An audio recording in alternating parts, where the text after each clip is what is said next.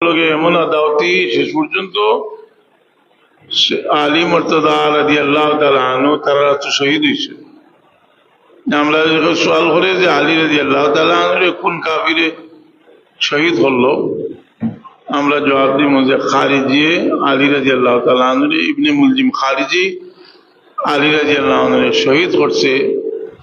এবং এই শহীদ হওয়ার যে শুধু ঘটনাক্রমে শহীদ করছে এগুলা নয়, এটা দ্বারা সে এত আত্মতৃপ্তি লাভ করছে, তার যে সময় ধরা হয়েছে কাতল হল হয়তো তার অঙ্গরে কর্তন করবার সময় খাটিবার সময় আসিছে, আর যখন তার জিব্বা কাটবার লাগে বার করা হয়েছে তখন খান্দিছে।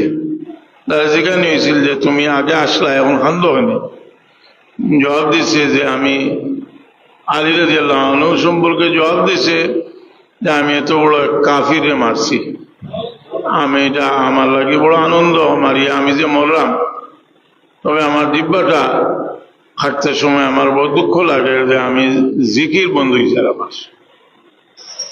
আপনারা ওলামায়ে কেরামে যদি এই ঘটনা দেখতে চাই, আল্লামা ইবনে আসির রহমতুল্লাহ আলাইহির উসদুল গাবা কিতাবের মাঝে ঘটনা আছে।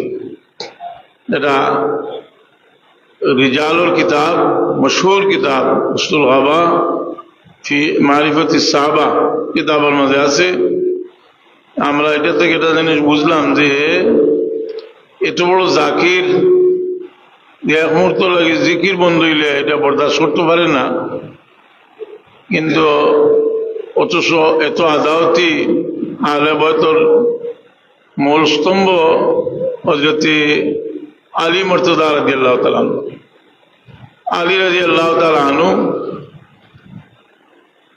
সম্পর্কে মুজাদ্দিদ আল-ফিসানি রহমাতুল্লাহ আলাইহি মকতুবাত শরীফে লেখছেন যে সমস্ত দুনিয়ার ওলি হলোর ওলায়াতির মরকজ হইল আলী রাদিয়াল্লাহু তাআলা আনহু।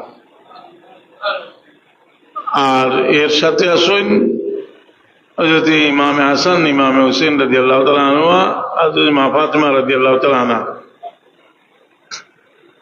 আমরা এখান থেকে একটা জ্বলন্ত প্রমাণ পাইলাম যে আল্লাহ নবী সাল্লাল্লাহু আলাইহি ওয়াসাল্লামের উম্মতের মাঝিলা মানুষ যারা আউলিয়া কেরামের লগে আদাওতি আছে, আবার দিনদারির মাঝে খুব কঠোর। কারণ খারিজি হল আকিদার মাঝে আকিদা হইল যে কেউ কবিরা গুনাহ করলে কাফির, এটা হইল তার বিশেষ আকিদা। যার কারণে আমরা